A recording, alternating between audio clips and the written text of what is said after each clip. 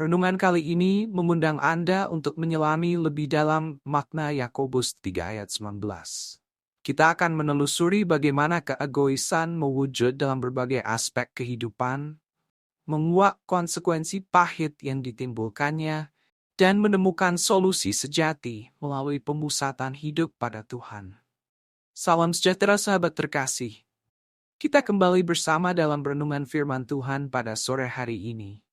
Kiranya melalui perenungan ini, hati dan pikiran kita senantiasa diterangi oleh cahaya ilahi dan dituntun di jalan kebenaran.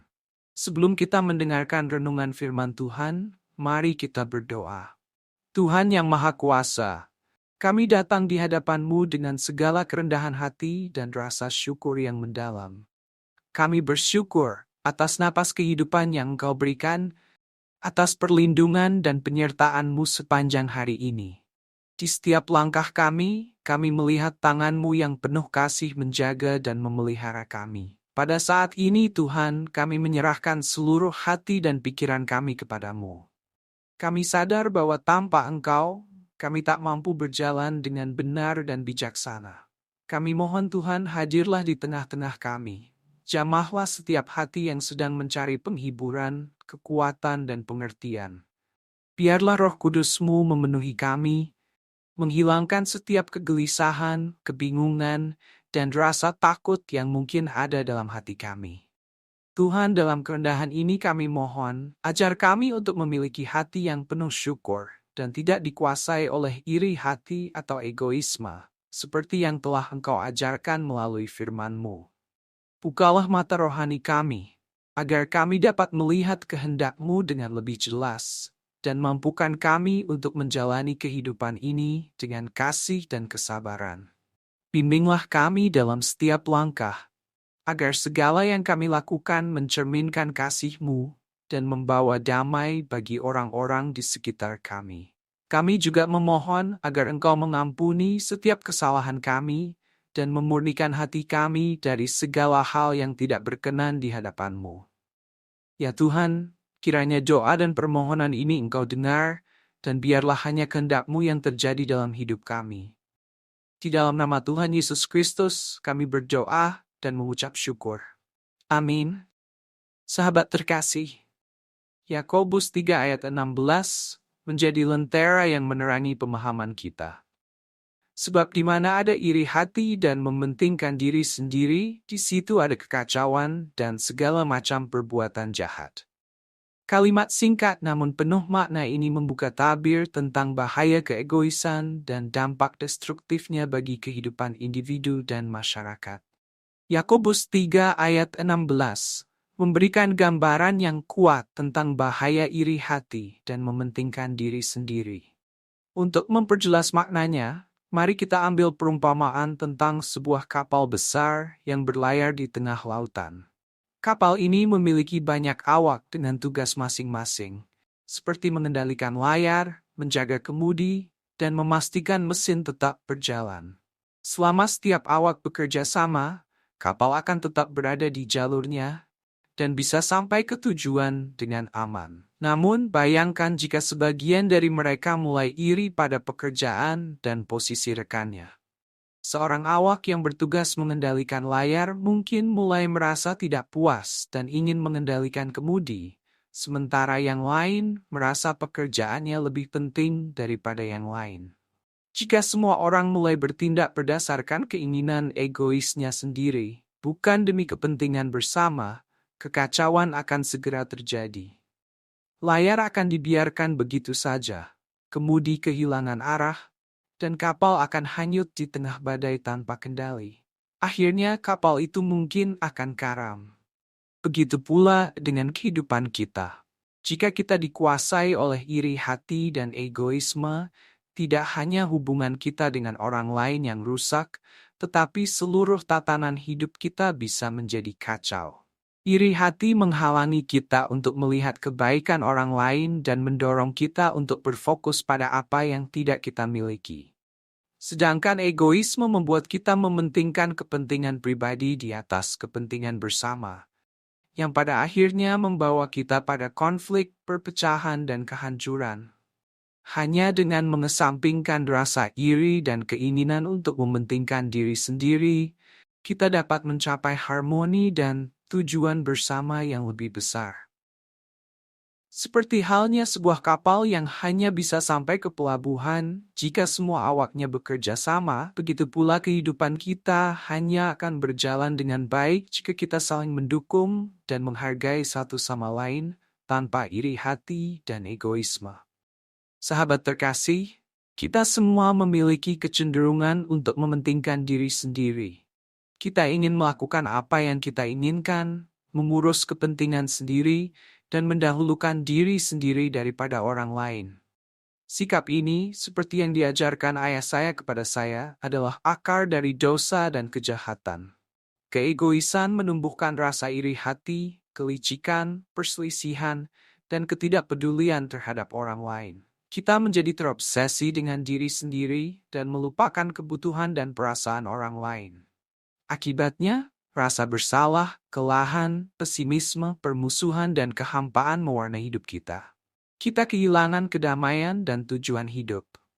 Lalu, apa solusinya? Mengubah fokus. Kita diciptakan oleh Allah dan untuk Allah. Kebahagiaan dan kepenuhan hidup hanya dapat ditemukan ketika kita memusatkan hidup padanya. Firman berikutnya, terdapat beberapa ayat Alkitab, Filipi 2 ayat 3. Dengan tidak mencari kepentingan sendiri atau puji-pujian yang sia-sia. Sebaliknya, hendaklah dengan rendah hati yang seorang menganggap yang lain lebih utama daripada dirinya sendiri. Roma 13 ayat 13 berkata demikian. Marilah kita hidup dengan sopan seperti pada siang hari. Jangan dalam pesta pora dan kemabukan. Jangan dalam percabulan dan hawa nafsu. Jangan dalam perselisihan dan iri hati. Ayat-ayat ini juga menekankan bahaya dari iri hati, kepentingan diri sendiri, dan akibat buruk yang ditimbulkan dari sikap-sikap tersebut. Sejalan dengan pesan Yakobus 3 ayat 16.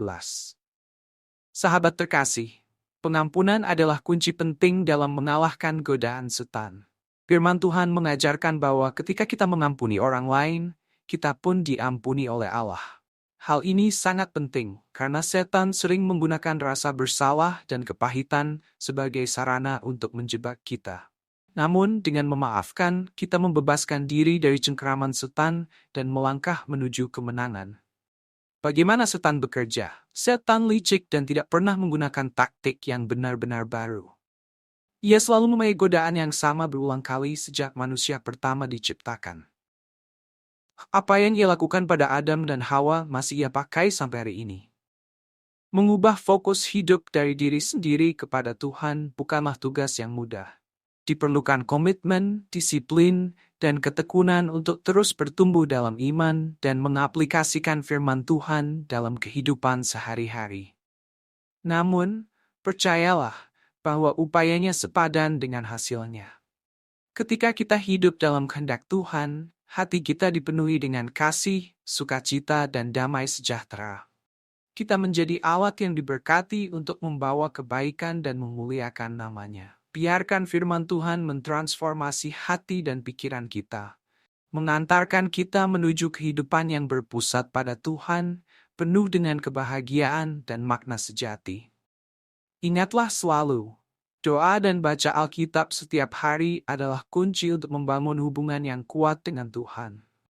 Melayani orang lain dengan kasih dan ketulusan adalah wujud nyata dari iman kita. Bergabunglah dengan komunitas Kristen untuk mendapatkan dukungan dan dorongan dalam iman. Bersyukurlah atas berkat-berkat Tuhan dalam hidup Anda, karena ini akan mengarahkan hati Anda kepadanya. Semoga Tuhan memberkati setiap langkah kita dalam mewujudkan hidup yang berpusat padanya. Mari kita berdoa. Tuhan yang Maha Pengasih dan Penyayang, kami mengucap syukur atas kesempatan yang indah ini untuk merenungkan firman-Mu. Engkau telah berbicara kepada kami melalui setiap kata dan ayat yang kami renungkan, dan kami percaya bahwa firman-Mu tidak akan pernah kembali sia-sia. Firman-Mu adalah kekuatan dan penuntun dalam hidup kami, memberikan arah, penghiburan, dan pengharapan di tengah tantangan yang kami hadapi. Kami bersyukur karena Engkau selalu hadir dalam kehidupan kami, memberikan hikmat dan pengertian yang lebih dalam akan kebenaran-Mu. Engkau membuka mata hati kami untuk melihat dan memahami kehendak-Mu, sehingga kami dapat hidup sesuai dengan panggilan-Mu. Biarlah apa yang telah kami pelajari hari ini meresap dalam hati kami, dan jadikanlah kami pelaku firman yang setia, bukan hanya pendengar.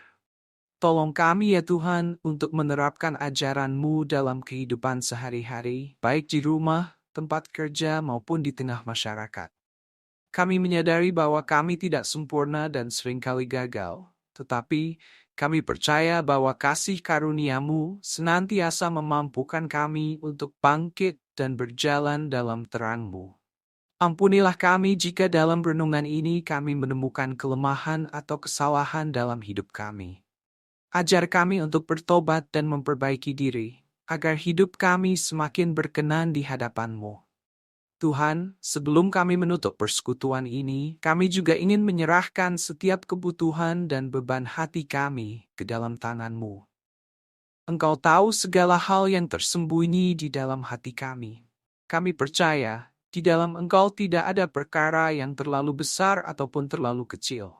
Kami mohon Tuhan, kiranya Engkau bekerja di dalam setiap persoalan hidup kami, memberikan jalan keluar, kedamaian, dan pengharapan yang hanya berasal dari-Mu. Kami juga memohon berkat-Mu atas setiap orang yang hadir dalam renungan ini. Bawalah kami lebih dekat kepada-Mu, dan biarkan hati kami terus dikuatkan oleh firman-Mu. Lindungi kami dari segala rencana jahat dan godaan yang dapat menjauhkan kami dari jalan-Mu. Berikan kami hikmat untuk selalu berjaga-jaga dan berjalan dalam kebenaran-Mu. Tuhan, ketika kami melanjutkan aktivitas atau bersiap untuk beristirahat, kami mohon damai sejahtera-Mu menyertai kami. Berikanlah kami kekuatan dan kebijaksanaan untuk menjalani hari esok dengan penuh keyakinan bahwa Engkau selalu bersama kami. Jagalah kami dalam lindungan-Mu dan tuntunlah setiap langkah kami agar kami tetap berjalan dalam kasih dan rahmat-Mu. Dengan penuh syukur, kami menyerahkan seluruh renungan dan doa kami ini ke dalam tangan-Mu, Tuhan Yesus Kristus, yang adalah Tuhan dan Juru Selamat kami. Di dalam nama-Mu, kami berdoa dan mengucap syukur. Amin. Salam sejahtera sahabat terkasih. Terima kasih telah setia mengikuti renungan firman Tuhan sore hari ini. Kita telah belajar bersama dari Yakobus 3 ayat 16, tentang bahaya iri hati dan keegoisan yang bisa membawa kekacauan dalam hidup kita.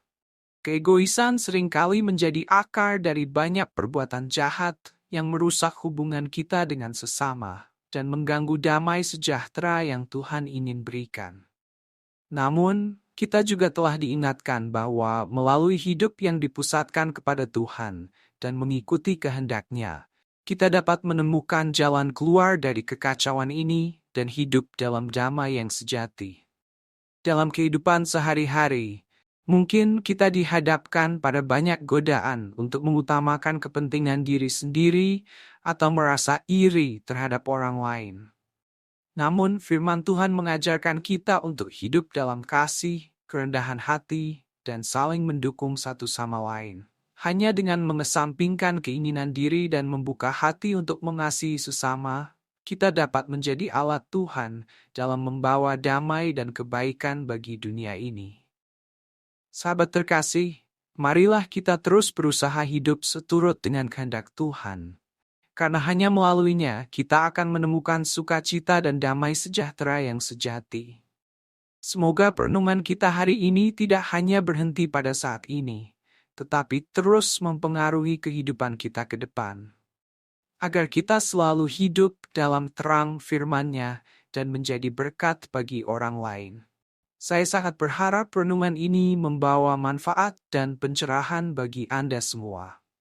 Jangan lupa, sahabat terkasih, untuk selalu memperkuat hubungan kita dengan Tuhan melalui doa dan membaca firman-Nya setiap hari. Jika Anda diberkati dengan renungan ini, saya mengundang Anda untuk mendukung channel ini dengan like, comment, dan subscribe. serta bagikan renungan ini kepada teman-teman atau keluarga Anda agar semakin banyak orang yang dapat diberkati oleh firman Tuhan. Teruslah berkomitmen untuk tumbuh dalam iman, saling mengasihi, dan hidup dalam damai yang Tuhan berikan. Sampai jumpa di perenungan berikutnya, dan semoga Tuhan selalu menyertai dan memberkati setiap langkah kita. Tuhan memberkati.